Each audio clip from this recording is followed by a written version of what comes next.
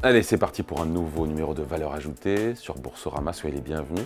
Aujourd'hui, on vous parle du risque politique dont on parle beaucoup depuis maintenant plus d'un an, voire deux, mais qui a fait son grand retour. Et la question se pose pour l'investisseur de comment le quantifier, comment l'apprécier, comment le mesurer. C'est pas facile quand on est un investisseur sur les marchés financiers. Bonjour Raphaël. Bonjour David. Raphaël Thuin, directeur des stratégies de marché de capitaux chez Tikehau Capital. Le risque politique, encore une fois, on en a beaucoup parlé. Grand retour du risque politique, géopolitique aussi. Et c'est vrai que les exemples ne manquent pas. On pourrait faire une émission rien que là-dessus. Oui, cette année a été vraiment marquée par le retour de ce risque. Alors, le risque politique, vous me direz, il a toujours existé. Mais c'est vrai que cette année, on a vu beaucoup d'impact sur les marchés. Souvenez-vous du fameux débat Biden-Trump qui a généré des grands mouvements de marché autour de ce Trump trade, l'idée que le candidat Trump allait être élu et que dans ces conditions, il fallait se positionner sur certains segments. Juste après ça, on a eu les élections européennes puis législatives en France. Là aussi, beaucoup de mouvements de marché sur les taux d'intérêt sur le CAC 40. Sur le CAC 40. Et puis au-delà de ces événements politiques, on voit aussi des annonces autour des droits douaniers, de certaines industries stratégiques, des semi-conducteurs, des autos, de la défense, qui font bouger les valeurs, qui font bouger les secteurs. Donc aujourd'hui, lorsque vous êtes investisseur, le risque politique, vous l'avez juste sous le nez. Comment est-ce que quel impact à la fois sur les marchés, quel impact pour les investisseurs de ce retour du risque politique? Comment est-ce qu'on l'appréhende? Comment est-ce qu'on le gère? Est-ce qu'on peut le gérer d'ailleurs? Alors c'est très difficile. Ceux qui s'y essayent traditionnellement s'y brûlent les doigts. Très difficile de prévoir ce qui va se passer, les élections, les sondages, les politiques qui seront menées. Et même si vous arrivez à les prévoir, bravo à vous. Très difficile de prévoir comment les marchés vont réagir. Donc c'est difficile de se porter sur des considérations très court terme. Évidemment, chaque candidat, chaque pays, chaque élection a ses vérités propres. En revanche, peut-être qu'on peut distinguer quelques grandes tendances aujourd'hui qui existent, quelles que soient un petit peu les élections dont on parle, les pays dont on parle, et qui sur le long terme, parce que c'est vraiment sur ce plan-là qu'il faut se placer, pourraient impacter la performance des marchés financiers. En termes de politique économique, comme s'il y avait des changements de paradigme. Oui, tout à fait. Vous pensez à quoi? Alors, effectivement, changement de paradigme, j'aime bien votre mot, c'est sûrement de ça dont il s'agit. On voit en termes de politique économique, effectivement, on peut parler peut-être d'une espèce d'abandon des fondamentaux qui ont porté un petit peu les politiques économiques de ces dernières décennies. On a beaucoup parlé d'ailleurs d'un consensus post-Reagan. Vous savez qu'on suivit ces années Reagan dans les années 80. Quel était ce consensus? Beaucoup de libre-échange, on laissait l'économie se faire, peu d'interventionnisme de l'État. Moins d'impôts. Moins d'impôts, effectivement. Les taux d'imposition sur les dernières décennies ont beaucoup baissé de manière très linéaire. Moins de régulation.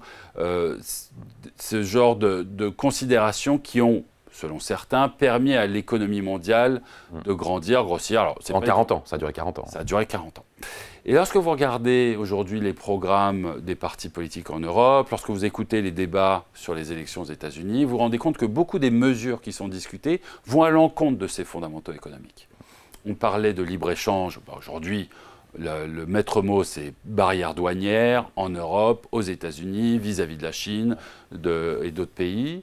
Lorsque vous regardez l'imposition, aujourd'hui, il y a un renversement de la tendance. Globalement, à l'échelle mondiale, les taux d'imposition remontent. Et ce qui intéresse aujourd'hui les politiques, c'est taxation, évidemment, des grandes fortunes, mais aussi taxation du capital. Ça serait un changement de long terme pour les marchés et pour l'investissement. Donc là aussi, on peut parler de changement de paradigme. Et puis en termes de régulation, on voit un vrai interventionnisme des États sur certaines industries stratégiques, l'énergie par exemple, vis-à-vis aussi de cette transition écologique, bien sûr, voire même des États qui deviennent des États activistes pour favoriser certaines industries, certaines technologies. Et donc si on est entré dans un nouveau cycle, une nouvelle ère, un nouveau paradigme, ça aura évidemment des conséquences, un impact sur l'activité, sur l'économie, donc sur les marchés. Alors oui, effectivement, et c'est vraiment comme ça qu'on se place chez Tikehau. On essaie de regarder l'impact long terme plutôt qu'essayer de deviner qui gagnera l'élection en novembre. Et sur le long terme, on peut dire qu'effectivement, si vous faites le compte de ces mesures économiques, elles n'ont pas l'air très favorables à la croissance. et ce n'est pas une considération politique que je fais là, mais simplement, effectivement, si vous mettez plus de barrières douanières, plus d'impôts, plus de régulation, globalement, c'est plus de coûts pour produire et moins de perspectives de profit. Et donc plus d'inflation. Et donc plus d'inflation. Donc là, quand on regarde les conséquences long terme, qu'est-ce qu'on peut dire? Peut-être moins de croissance, une croissance plus contrainte de fait de ces tensions, première chose. Donc ça va faire réfléchir en termes d'allocation. Vous avez dit le mot juste, effectivement, de l'inflation. Quand on met plus de barrières pour produire, quand on relocalise, quand on met plus de régulation, plus d'impôts, ça augmente les coûts de production et donc les prix in fine. Deuxième chose. Peut-être aussi une considération supplémentaire, ça sera autour des déficits. C'est un débat qui fait rage en ce moment. Les déficits explosent partout dans le monde. Tout le monde a des grands plans d'investissement, on l'a dit. Personne n'ose vraiment s'attaquer aux dépenses de l'État autour du filet social, par exemple, ou de la santé. Et donc, plus de dépenses, moins de revenus, globalement, ça fait que des déficits augmentent. Ça aussi, ça aura un impact sur le long terme, on peut argumenter. Et puis, d'un point de vue investisseur, de plus en plus, on fait un exercice qu'on faisait moins avant, c'est-à-dire de regarder entreprise par entreprise, secteur par secteur, local versus global. Quelle entreprise exporte beaucoup en Chine ou a une partie de ses chaînes de production en Chine? Ça devient un facteur de marché. Parce qu'on l'a vu, on peut du jour au lendemain se retrouver coupé d'un marché.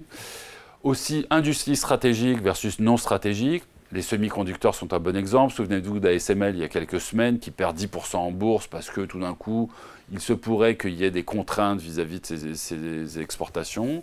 Donc voilà, on est vraiment aussi d'un point de vue fondamental en train d'analyser entreprise par entreprise le positionnement dans ce grand échiquier mondial finalement. Bon, et dans ce grand échiquier mondial dont nous ne sommes pas des pions, espérons-le, comment est-ce qu'on investit quand on est épargnant, particulier? On se dit quoi? Les tendances d'hier ne seront peut-être pas les tendances de demain. Et les opportunités aussi. Voilà, donc déjà, on se dit effectivement peut-être moins de croissance, une croissance plus locale, et peut-être aussi une croissance qui sera plus concentrée sur certaines poches, certaines méga-tendances, qui, elles, seront moins sensibles à ce risque politique.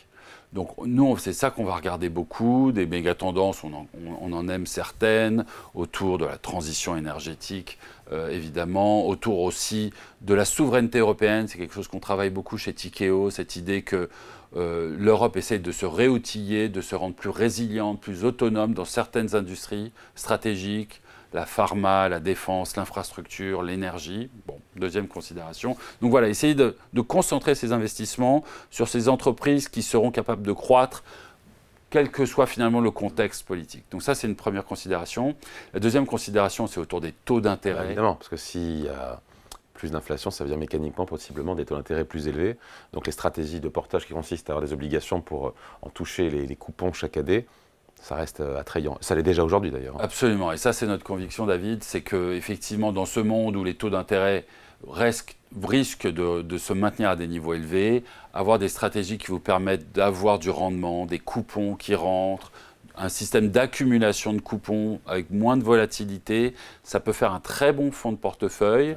C'est assez rafraîchissant après la décennie précédente de taux à zéro. Ouais. Et ça peut permettre de baisser la volatilité du portefeuille et gagner en linéarité finalement. Allez, merci beaucoup. Explication signée Raphaël Thuin, directeur des stratégies de marché de capitaux chez Tikehau Capital. Merci Raphaël. Merci. Valeur ajoutée revient très vite sur Boursorama.